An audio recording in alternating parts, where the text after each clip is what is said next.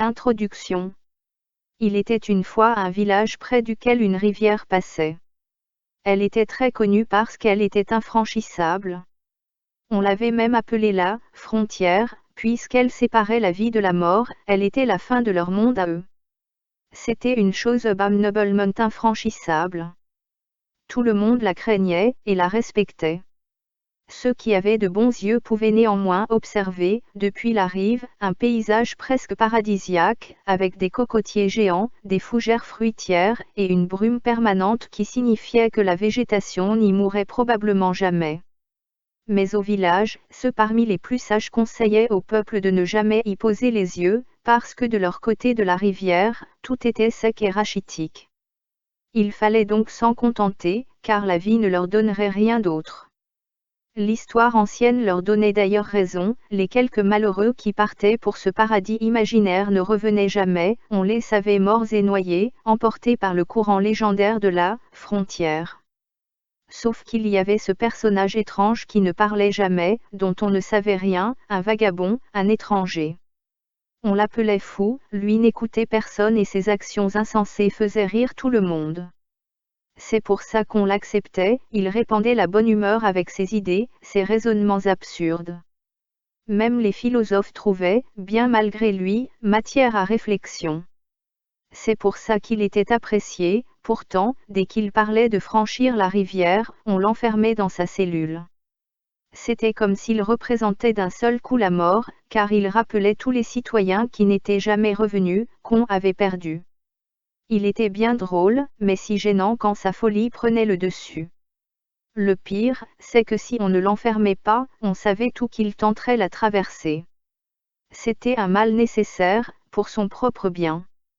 Au fil des années, le village perdit des terres au profit du grand roi du grand royaume puissant, quelques fermiers protestèrent, mais ils périrent, malheureusement.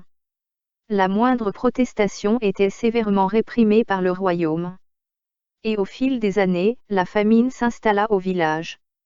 Les enfants devenaient agités, les cris des bébés torturaient tout le monde, c'est dans l'obscurité de la sécheresse que le fou brille le plus. Depuis leur berge, les habitants rêvaient d'être sur l'autre rive, là où la nature était toujours verdoyante et généreuse, la mort devenait de moins en moins importante, car on enterrait de plus en plus de braves citoyens qui se privaient pour nourrir les bébés, qu'ils se taisent enfin. Alors quand Fou racontait ses histoires de paradis, plus personne ne l'enfermait. Peu à peu, on le laissait rester sur la berge, on l'écoutait parler de ce bonheur inaccessible, ce rêve lointain et mortel. Puis, au milieu de ces plaisanteries étranges, un jour, Fou dit à tout le monde qu'il va traverser, et revenir. Tout le monde rigole, évidemment. Traverser une rivière infranchissable, c'était morbide, mais revenir, c'était rigolo. Et, sitôt dit, sitôt fait.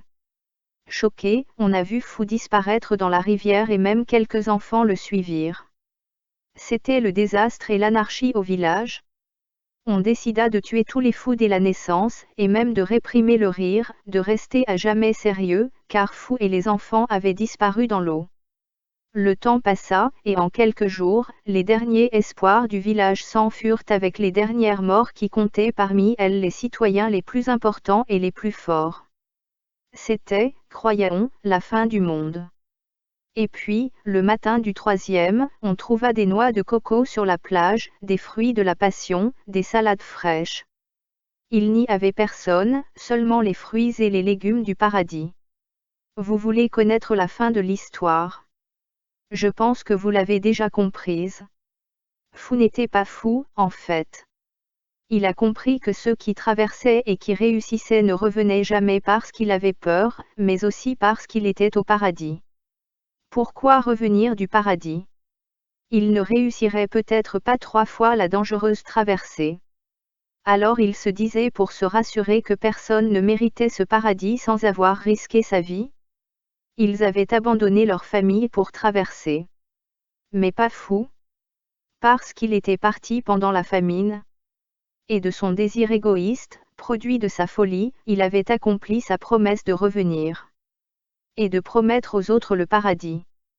Alors aussitôt qu'il avait traversé avec les enfants, il a cueilli des fruits et fait demi-tour, emporté par le courant le long de la rivière, il était revenu à plusieurs jours de marche du village. Il a donc couru pour revenir le plus vite possible. Et après avoir retrouvé la berge, il a lâché ses fruits dans la nuit. Et est reparti se coucher dans sa chambre. Ce matin, les villageois croient encore autre chose, ils se disent que ces fruits du paradis sont un don du ciel. Quand Fou se réveille et sort dans la rue, c'est la fête. Il fait quelques bouffonneries mais personne ne rigole.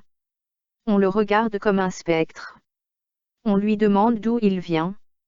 Est-ce qu'il a traversé la rivière 2 fois? Est-ce que c'est lui qui a ramené les fruits? Oui, c'est bien lui. Comment a-t-il donc fait? Fou répond tout simplement que depuis qu'il était petit, il avait cru ses yeux, et ignoré les paroles.